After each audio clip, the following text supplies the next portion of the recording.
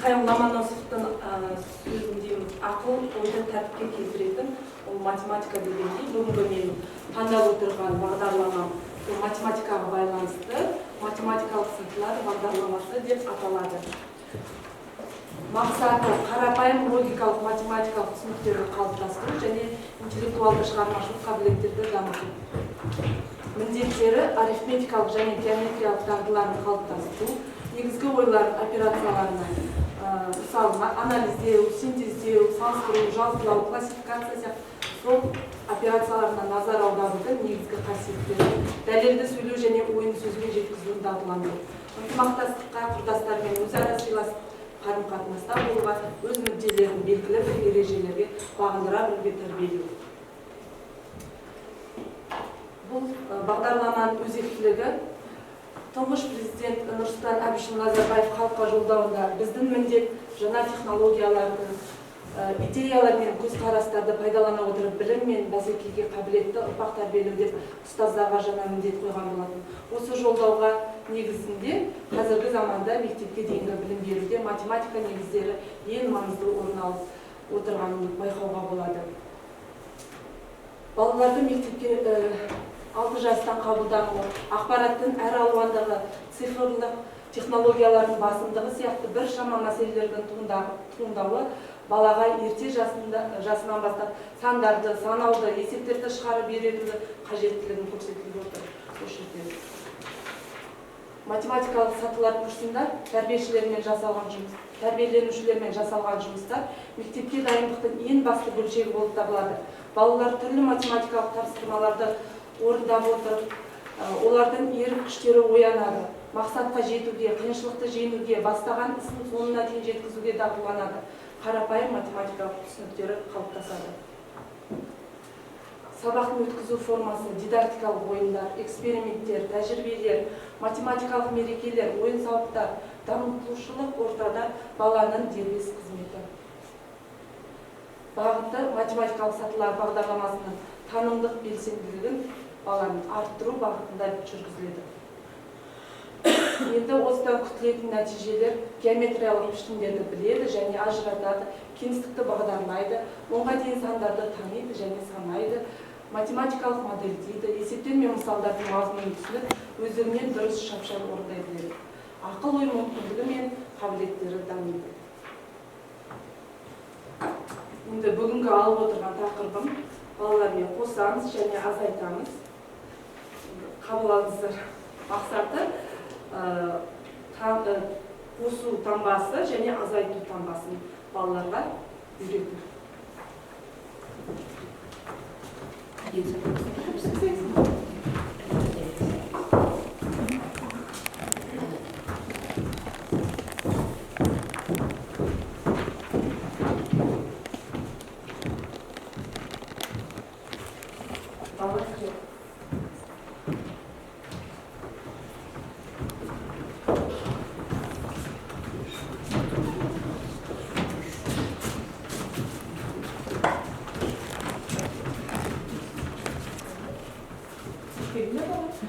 Көріп тұрсыңдар, бүгін бізге көптеген қонақтар келді.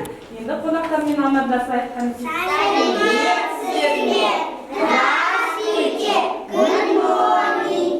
Өте жақсы балалар. Енді сабағымыз бастамас бұрын сендерді мен жылулық шеңберіне шақырғым келіп тұр. Қанти, шеңбер құрайық. Әдемі шеңбер құрайық. Оқып білім аламыз, біз көңілді баламыз. Математика пәнінде тапқыр боламыз. Жарайсыңдар. Балалар, өнім күйлерің қалай? Керемет. Сабаққа дайындықтарың қалай? Тамаша. Ынталарың қалай? Тамаша. Ендеше сабағымызды бастайық. Балалар, бүгін біз көптеген нәрсе үйренеміз. Математикалық амалдардың, таңбаларды үйренеміз. Дайынбыз ба? Иә! Ол үшін мен сендерге есептеу ойынын дайындап қойдым. Ойнаймыз ба? Иә! Өте жақсы. Қараңдаршы, мына жақта назар аударыңдаршы. Мына жақта не тұр? Үй тұр. Өте жақсы. Қазір біз үйдің ауласына бірнеше баланы кіргізейік, қанекей. Есептеп көрейік, сосын неше бала кіргенін. Қанекей. Неше Неше бала кірді бала? 1, 2, 3, 4.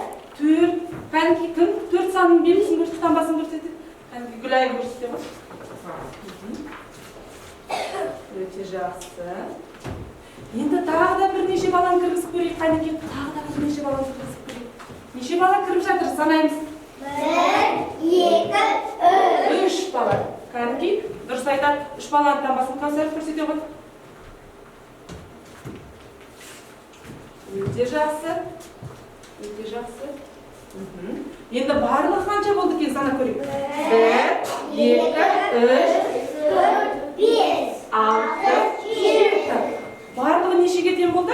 7-ге. Кәнки? Иманар келе ғой. Барлығы 7-ге тең болыпты балалар. Барлығы 7-ге тең болыпты. Балалар қарайықшы. Енді мына жерде балалардың саны артты ма әлде азайды ма? Көбейді. Көбейді. Дұрыс айтады. Бұндай амалды қосу амал дейді. Дұрыс айтады. Қосу амал дейді. Экранға назар аударайық. Қосу амалы қанки? Қосу таңбасымен белгіленеді. Қанки бәріміз қайталайық. Қосу. Өте жақсы, өте жақсы. Қосу тобы болыпты бірінші. Қанки тыңдай қосу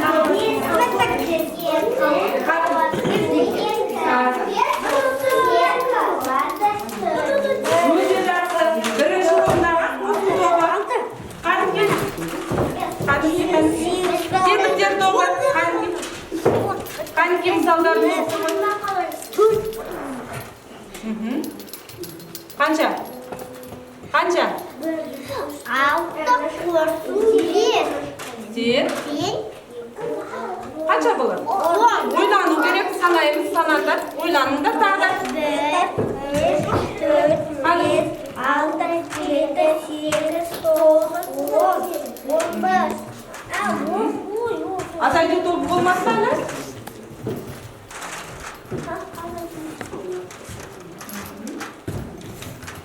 Қанеке, досжан. Айтамын. 2 қосу 5 тең 7. Өте жақсы жазылды. Өте жақсы отыра ғой. Қанеке? 6 қосу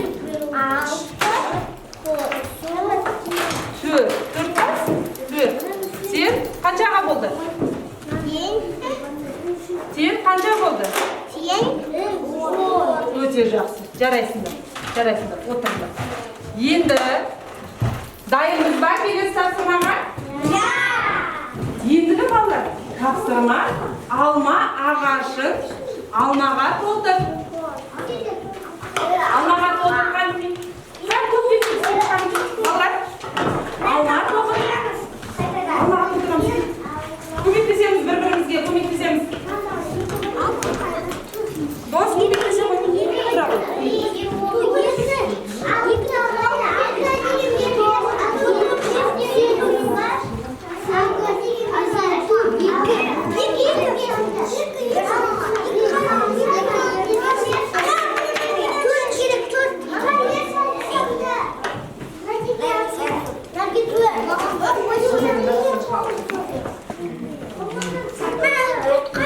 Қай топ жылдан шешеді екен? Қай топ тақтыр екен? Қазір көреміз.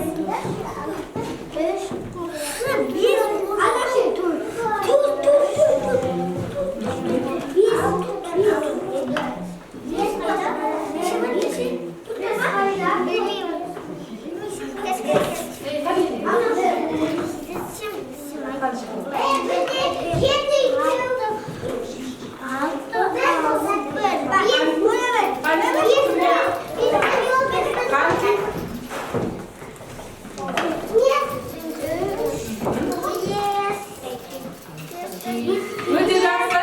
Балалар байқап жатсыңдар ма? Қосу тобы алғашқы жатыр. Алғашқы жатыр. Сен дұрыс жауабын көрейік. Дұрыс жауабын көрейік.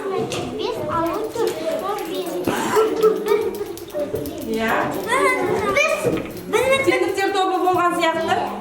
Теңдіктер тобы болған сияқты қазір сендерді тексеріп көреміз. Қазір тексеріп көреміз.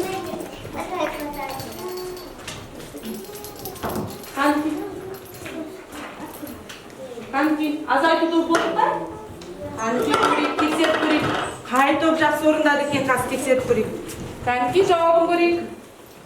Жауабын көрейік.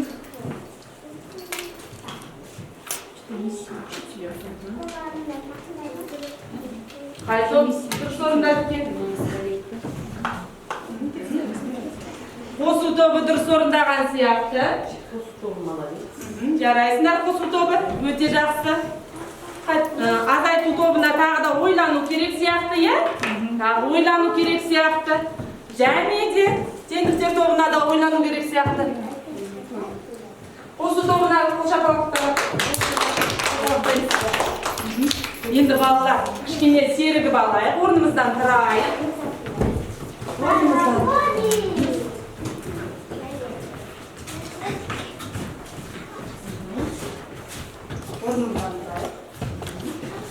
Қазір сендерге ойын ойнаймыз. Қанке, паровоз ойын ойнаймыз.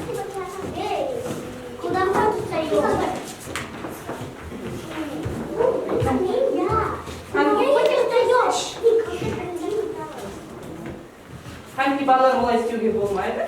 Бір-бірінің артынан тұра қаламыз. Қанке, паровоз ойын ойнаймыз.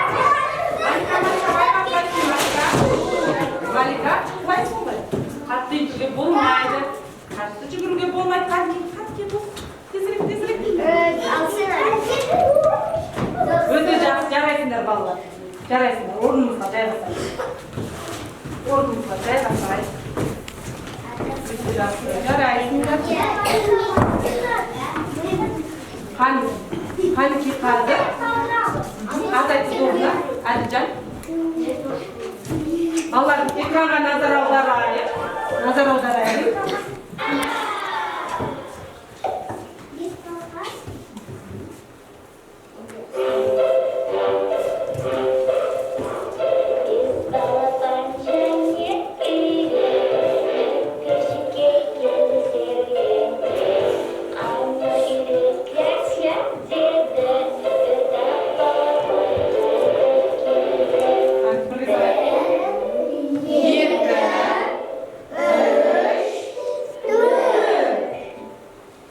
Неше балапан қайтып келді балалар?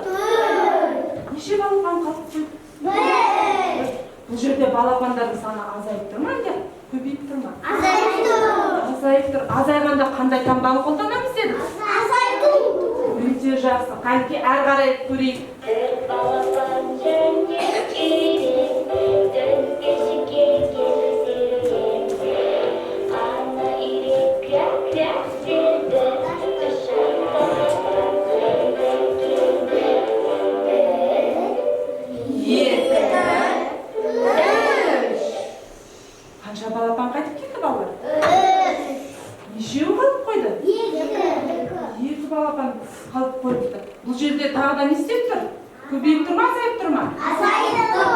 Азайып тұр. Көрейікші тағы да жалғасы не болады екен? Үш балапан және керек, дөңбешікке келсеңде, ана ирек крәк-крәк деді, екі балапан қайда келді. Екі балапан және керек, дөңбешікке келсеңде, ана ирек крәк-крәк деді, бір балапан қайда. Қанша балапан қайтып келді? Бір балапан және керек, дөңбешікке келсеңде, ана ирек крәк-крәк деді, балапан жоғалып кетті.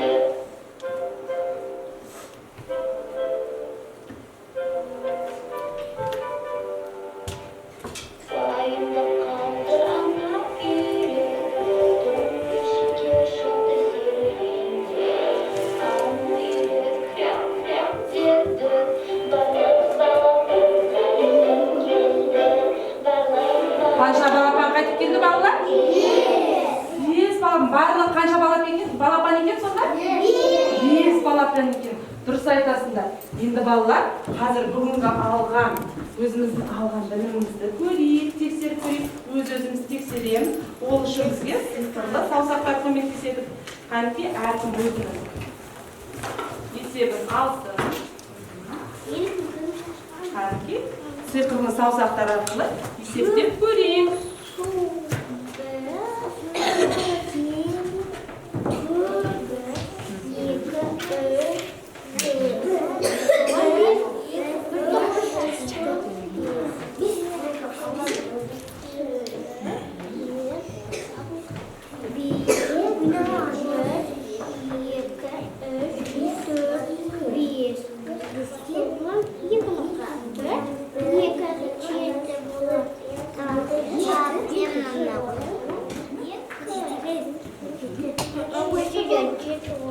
Саусақ қолдандыңыз ба? Өз-өзін тексеріп көр. Тағы да ойлан. Ойлан, саусақтарды қолданамыз. Ойлан.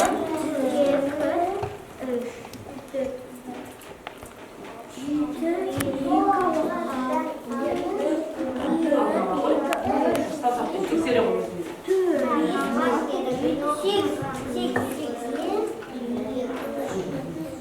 Ойлан.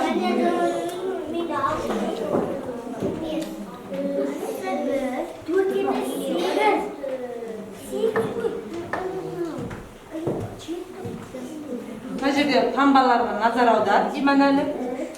Таңбаларға назар аудара ғой.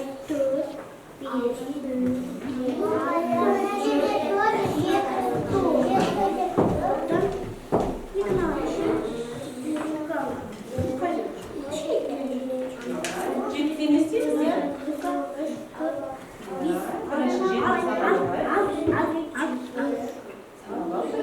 Ойлан. Таңбаға назар аудара ғой, білейін. Қандай таңба? Сандар болсысында қандай таңба?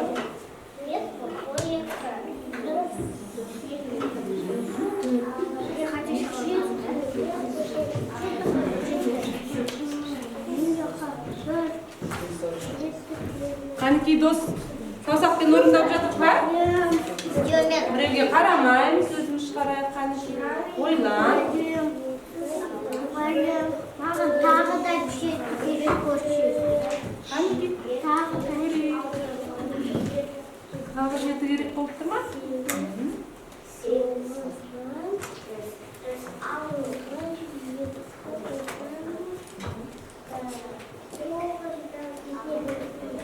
Ручками лет.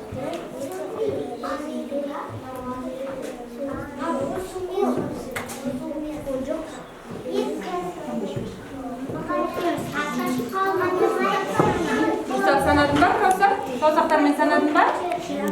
Өте жақсы, Кәусар бірінші орындап жатыр. Өте жақсы жарайсың, Кәусар. Тағы да ойлана ғой, Иманәлі. Тағы да ойлан.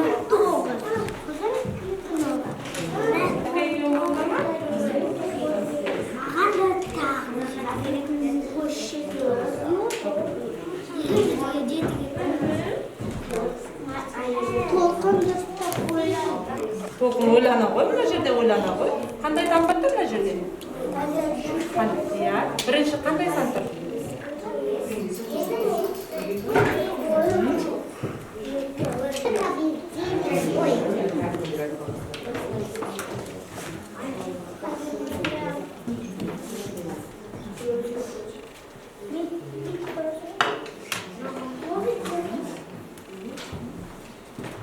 Қанки толқын? Болдық па? Дос болдың ба? Дос?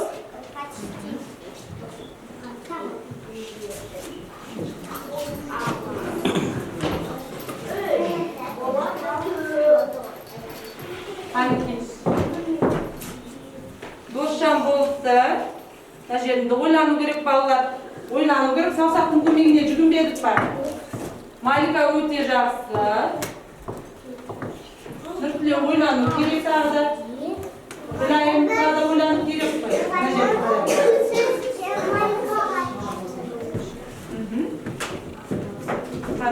Шерхан өте жақсы, тұрсыз жатыр, өте дұрыс. Балалар, енді келесі сабақтарда осындай тапсырмаларды, көптеген тапсырмалар орындаймыз. Әрі қарай да білімімізді шыңдаймыз. Енді қазір балалар, біздің сабағымызды қорытындылау үшін мен сендерге мынандай көңіл күй сатысын дайындап қойдым. Көрдік пе? Егер де сабақты кім түсінгендерін көңілді, смайлға, сұрағым бар дегендерін ортаңғы баспалдақта тұрған смайлға, және сабақты түсінбедім дегендері төменгі баспалдақтағы смайлға әнке стикерді алып жабыстырайық.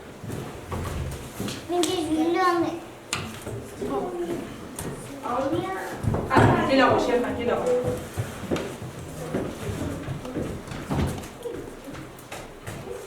Қанки бағымыз келек қанки, бір-бір стикерді жабыстырайық.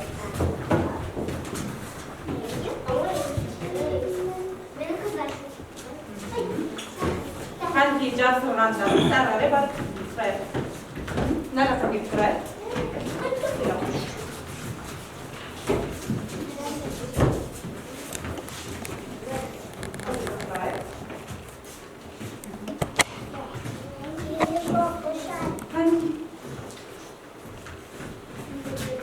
Өте жақсы. Сұрақтарын барларын келесі сабақта да жалғастырамыз. Әрі қарай да өтеміз. Таңбаларды өтеміз. Оларды қандай амалдарда қолданатынымызды айтамыз. Қанки барымыз өшеге тұра қалай. Кел, қайдақа тұра қалай. Балалар, осымен сабағымыз аяқталды. Келген қонақтармен қоштасайық. Сау болыңыздар. До свидания. Жақсы жарайсыздар. Рахмет, тамаша балалар кетсіңдер. Өте көп рахмет. Рахмет. Назарларыңызға рахмет. Рахмет.